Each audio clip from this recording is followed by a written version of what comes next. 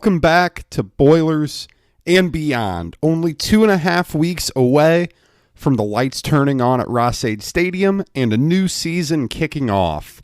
Camp is rolling right along, excitement continuing to build for another season of Boilermaker football. Today, we're going to continue to build on the show and our preview of the 2021 Boilermakers as we take a look at the defense and the special teams, two areas that are going to need to be a lot better for Purdue this year than they were in the 2020 abbreviated season if the Boilers are going to get back to a bowl and really build some of the optimism around the program that has started to dissipate after Jeff Brohm's first two seasons. You can't really tell the story of a defensive preview for this year without talking about last year when Purdue brought in Bob Diaco, the defensive coordinator, former UConn head coach who had had some great successes and some great failures in his coaching career. Purdue was not one of those successes, and it was really the perfect storm of problems for the Purdue defense. Diaco comes in really looking to run a 3-4 defense that probably didn't utilize Purdue's strengths to the fullest. I don't know that with the way Purdue likes to rush the passer, I don't know that a 3-4 made a lot of sense with more traditional pass rushers. I don't know that Purdue had the depth at linebacker to pull off a 3-4. I don't know that they had the size in the middle to pull off a 3-4. So, a lot of problems really worked against Purdue schematically. But in fairness, the first game of the year, I thought the defense looked good against Iowa. They were able to get off the field at times. They were able to force Spencer Petras into some poor decisions. They were able to, I think they forced 2 fumbles in the game. They played all right, but as the season went on, it was obvious that the scheme wasn't working. It became pretty apparent at the time. I didn't realize it, but in hindsight, it was painfully obvious that once George Karlaftis got his ankle rolled up on in that Illinois game in week 2, that defense just didn't have much to it up front, and they had no hope of creating plays in the backfield, which is why a really poor Illinois offense was able to move the ball on Purdue in the second half and make that game very close. I think that was a 31-10 game that ended up being a 31-24 game, and Purdue needed a diving David Bell catch to keep the ball out of Illinois' hands. So, the defense just never progressed throughout the year. They gave it an all right effort against a bad Northwestern offense, and then the wheels fell off. Minnesota, bad performance. Rutgers, terrible performance. Nebraska, the defense was bad. The special teams was worse. And that's why today's episode represents such a big part of this team, because without improvement here, I really struggle to see how this team gets to a bowl game, even if they get consistency at the quarterback spot and if the run game improves. I don't know that the defense can get this team to a bowl without being improved to some degree. Obviously, the coaching changes are the story here. We've documented them all offseason long. Brad Lambert is in as the main guy to replace Bob Diaco. Anthony Poindexter also departed. He was the co-defensive coordinator, though that title was more of just, a title rather than an actual role. Lambert brought along Ron English, Mark Hagan, 2 very experienced position coaches and co-defensive coordinators. Hagan coaching up front on the defensive line, English coaching in the secondary alongside James Adams, who they brought over from Navy, who had coached corners there. This is a coaching staff with a lot more experience than what Purdue had last year. Their biggest transition point is going to be moving back to a 4-3 scheme. I think that's a really good call. I think that is really going to allow Purdue to utilize its strengths, utilize its best player in George Karlaftis, and hopefully create some more explosive plays in the backfield. You would love to see them improve at getting into the backfield, sacking the quarterback, making tackles for loss. Hopefully, this can help in the run game a little bit. Purdue hasn't always been the best at stopping the run. I don't know that they ever will be, but, everything needs to improve on the defense. They brought in plenty of new faces to help with that, both in the coaching staff and through the transfer portal. Purdue brought in 10 transfers this offseason. I believe 6 of them were on the defensive side. Clearly a emphasis on that. And one of those transfers, C.J. McWilliams, the corner from the University of Florida, not going to be able to play this year. A unfortunate injury to his eye, not allowing him to be a part of the team this year, and his football career's done. That's disappointing. Certainly for McWilliams, you never want to see someone's career end like that. But Purdue certainly could have used him in that secondary. But they got some good guys in there. SEC heavy, 3 SEC transfers on the defense. DeMar-J Lewis, Indiana transfer, really turning some heads in camp so far from what it sounds like. He's just a redshirt freshman who really could end up putting together a nice career at Purdue. He's already going to be competing for some serious playing time as a freshman early on. O.C. Brothers, the Auburn transfer, sounds like he's got a great shot to start at linebacker. Unfortunately, that is partially because of the likely loss for the season of fifth-year senior Samisi Fakasieki, who was able to come back this year because of the COVID extra year from the NCAA. He broke his ankle in camp, likely done for the year. Never good to lose someone that experienced in your in your linebacking core right before the season starts. But, we'll see. DeMar-J Lewis, Joseph Anderson, South Carolina transfer. He'll be in that defensive line mix. Jamari Brown, Christopher Jefferson, transfers from Kentucky and Division II Findlay, respectively. Those guys are going to play some roles in the secondary. So a massive influx of transfers on that defensive side of the ball. Also forgot to mention Prince James Boyd from a junior college. He's coming in as well on the defensive line to play tackle. And always as well, when you bring up additions, got to point out the freshman. The only one I really think is going to get a lot of run this year is going to be Yanni Karlaftis. We'll talk about him more late in the show. I think there are certainly some talented guys in this incoming group. I think Javon Grigsby is going to be really good at safety. I think Tristan Cox shows some promise at linebacker, but I don't know that they're going to be ready to make instant impacts the way Karlaftis is. Looking at this depth chart, there are some reasons to be optimistic. George Karlaftis being healthy is a must. Last year, the defense really struggled without him, and that was a lot of the season.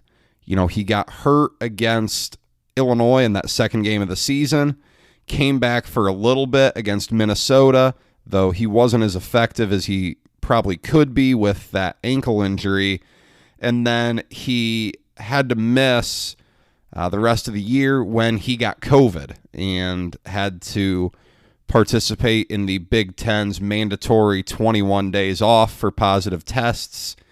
That really, really hurt this defense. And, indirectly, that probably cost Bob Diaco his job. I don't know that group stood a chance without Karlaftis.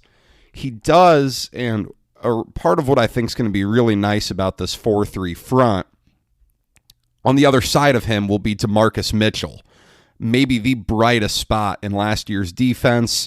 He was a junior college transfer in, played that hybrid defensive end linebacker spot last year. This year he's going to settle in nicely in that Leo role at defensive end. Him and Karlaftis are going to be a pretty good pass rushing tandem. Now, I'm not going to go out and say that this is going to be like some of the Joe Tiller pass rushing groups that were really, really good, but I think this is a solid group that's going to be able to make some plays in the backfield. That's really going to help this defense. Mitchell is a big relief for Purdue. I know there were some eligibility worries that have been resolved. He's all good to go.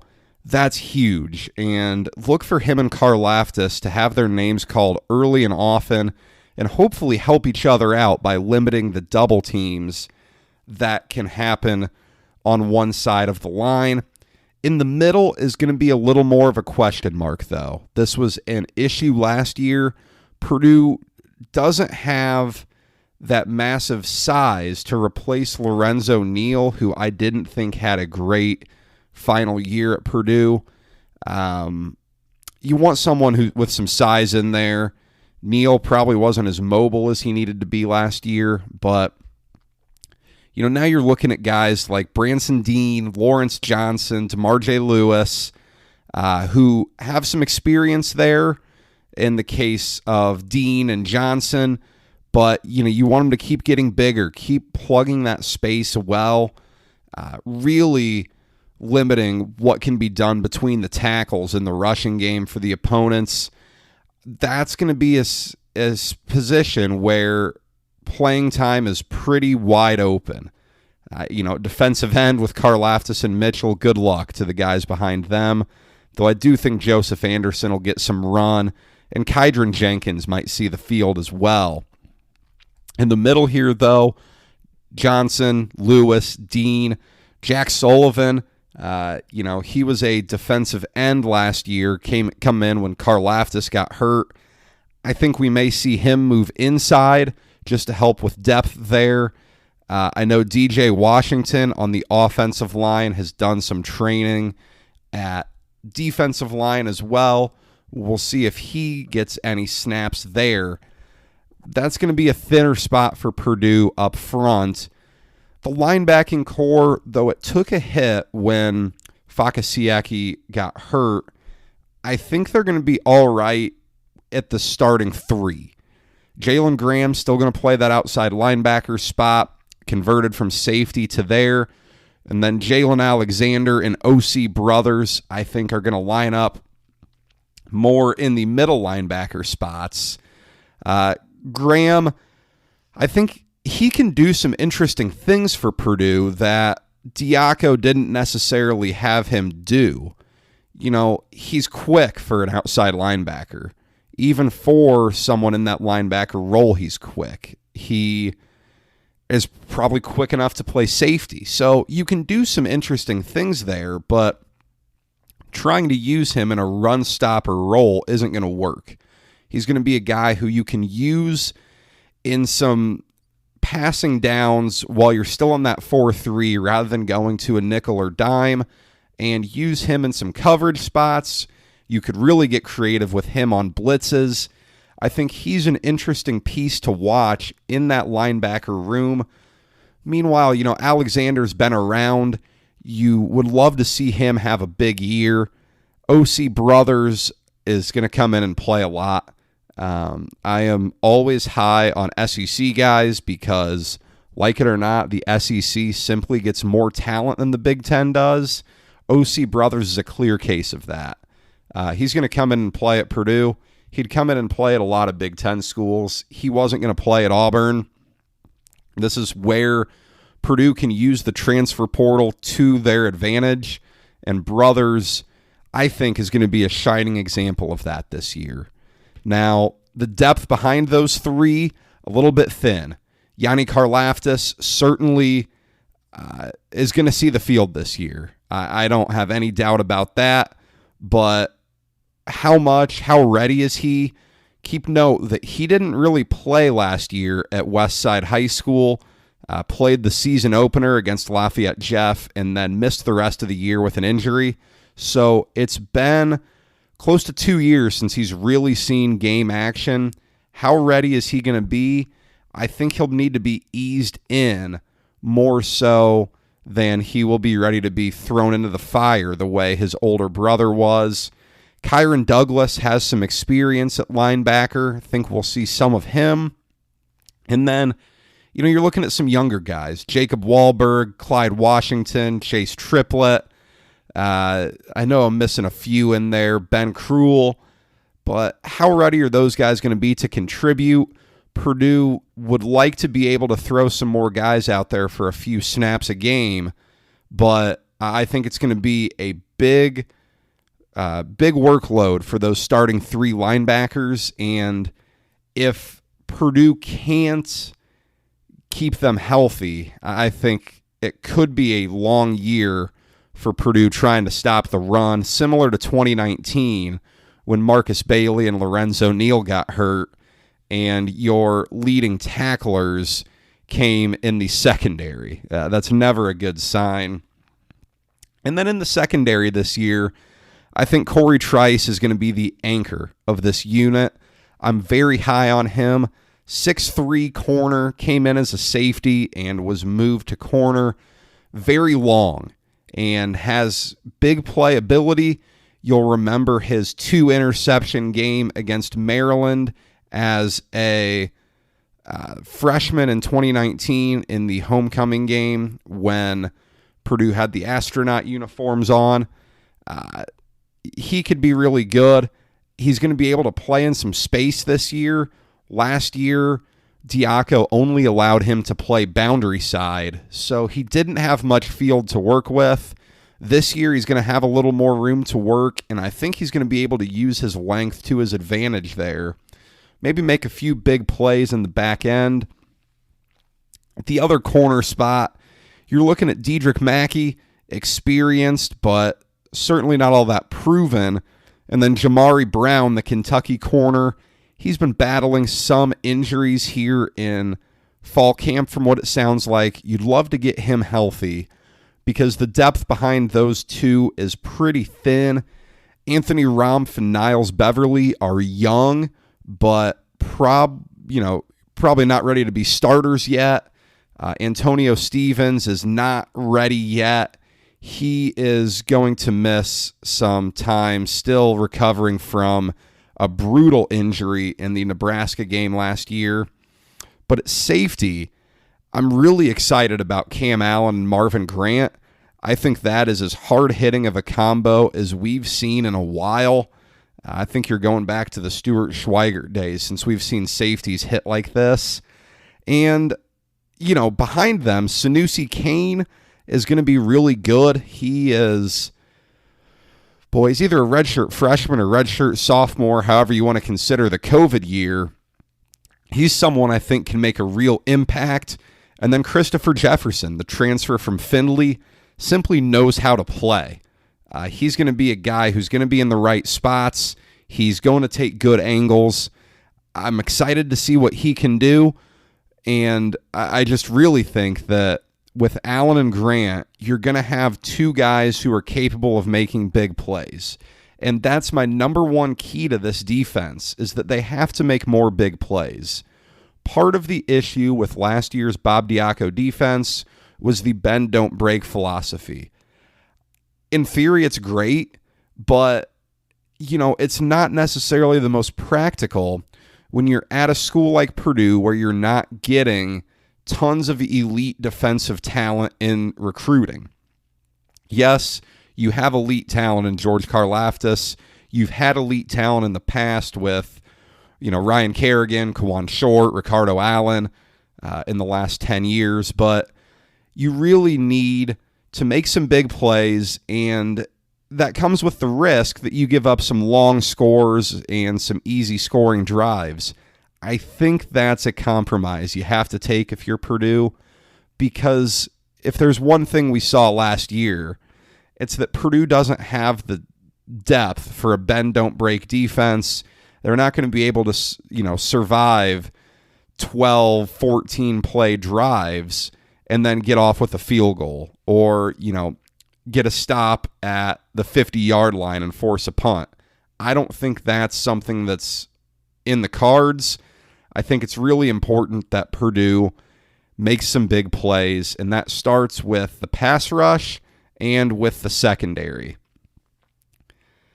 Health is going to be key. I mean, this isn't a deep defense. This is, really maybe as good as you've felt about the defense, just because, coming into this year, there wasn't a ton of proven depth. You've added some talent in the transfer portal, but you really need to stay healthy. You need number 5 to stay healthy. You need number 23 to stay healthy. You need number 18 to stay healthy. These are going to be key spots for this defense that you can't let, and it's not even something you can control, but injuries just can't be a problem because it's already thin. It can't get thinner on that side of the ball, or else Brad Lambert's really going to have his hands full. Some players to watch, though. I've brought up George Karlaftis. Everyone knows about him. He's getting all the love from the preseason magazines. He's a preseason All-Big Ten first-team guy for a reason. I've brought up Corey Trice. I think he's going to have a big year. I'm interested to see DeMar J. Lewis.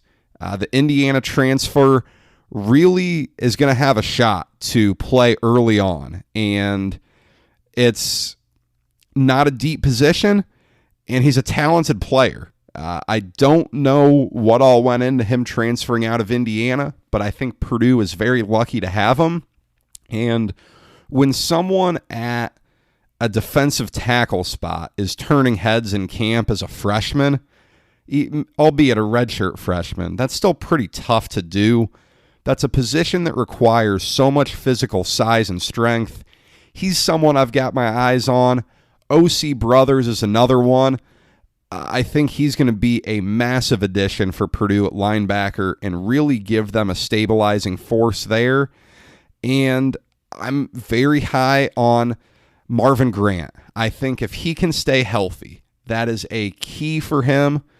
He's really struggled to stay healthy at times, but we saw some of the exciting things he can do.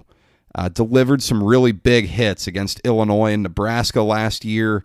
He is a big play machine. He's someone who can do that, and that's not something Purdue's always had. The key with him, as I said, stay healthy, but I think he can be a massive part of this defense and really be the face of a bit of a turnaround. Special teams, last year was bad. There was solid kicker play. J.D. Dellinger did a fine job. I know he took some heat for missing a field goal late against Minnesota, but he was rock solid outside of that. You got to replace him. Now, Jeff Brohm pursued the transfer portal hard for this. Got a couple transfers, Mitchell Finneran from Sanford, Ben Freehill from Oklahoma State. And you also have a recruit in Edward Dellinger. He's the younger brother of JD. Chris Van Ekeren got some action and kickoffs last year. When JD had his back issues, Van Ekeren did some kickoffs.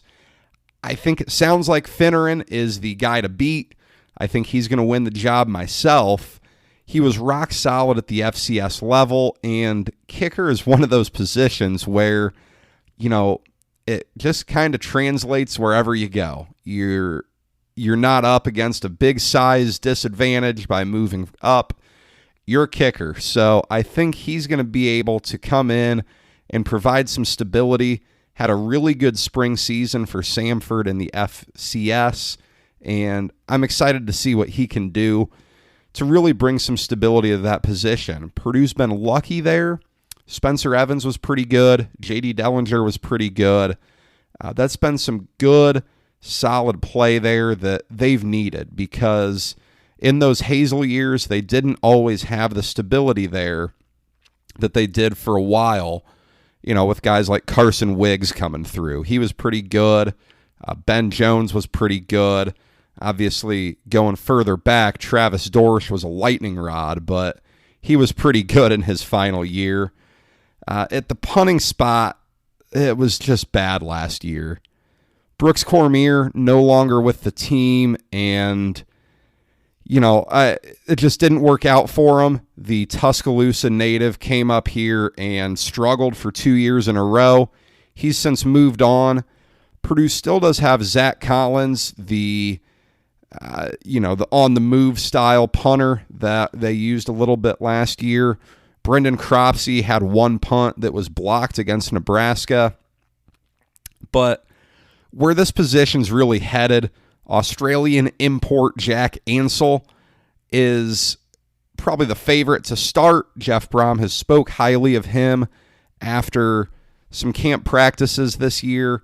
I expect him to be the starter, and Purdue is really going to need that to be a better spot because, when you're trying to make big plays on defense, getting the offense backed up is going to help with that greatly. And finally, talking big plays, defense needs to do it, special teams needs to do it. The return game hasn't been great for Purdue. As good as Rondale Moore was, he was never as good in the return game as I thought he could have been. Now, the ball's in TJ Sheffield's hands. He's going to be the main guy returning kicks, returning punts. Had some good experience at it last year. Didn't have a lot of big game-breaking plays, but he's someone who certainly has the ability, and I expect to see him get the first crack. The name everyone's going to want to know about here is Marcellus Moore, the speed demon from the track team. Was one of the better sprinters in the Big Ten as a freshman this year. What's he going to be able to do? I'll be interested to see if he gets some reps in the return game, especially if things don't go well early on. Now, moving into a couple of questions from the audience before we wrap it up here. As always, give the show a follow on Twitter at BoilersBeyond. Send questions in all season long. I'd be happy to answer anything on the show. We love the engagement, so thank you to you all who send questions in. First question, asking if Yanni Karlaftis is going to be a significant contributor this year. As I said, I think by the end of the season he could be. Early on, I think his snap count will be fairly limited as he eases into the year after a season-long injury last year that kept him a little bit sidelined during spring ball as well. I think by the end of the year, especially if there are some injuries in that linebacker room, you could see him get some serious time. But early on, I would keep your expectations fairly tempered for the West Side native. Another question in. For a defense that has typically let us down year over year, what is one area that could be the letdown on this side of the ball this year? Now, certainly not the most optimistic question, but definitely a fair one. Injuries could derail any of the three levels of the defense this year, but I think the secondary is probably the thinnest. Corey Trice is your one proven corner. I think he's going to have a big year, but behind him, Dedrick Mackey could use to take a step forward. Jamari Brown, Purdue would love to have him come in and contribute immediately. Behind those three at corner, it's thin. Rumpf and Beverly, Caden Smith, those guys are going to need to be ready to play because, if their number's called, they're going to need to be out there. Purdue doesn't have a great proven nickelback option, so it's going to be thin this year. We will see what Purdue can do. We'll see who took some big steps forward. That's something we'll find out pretty quick as, Purdue's going to be in what I expect to be a close game week one. And you know how those West Coast offenses work. They like to throw the ball a little bit.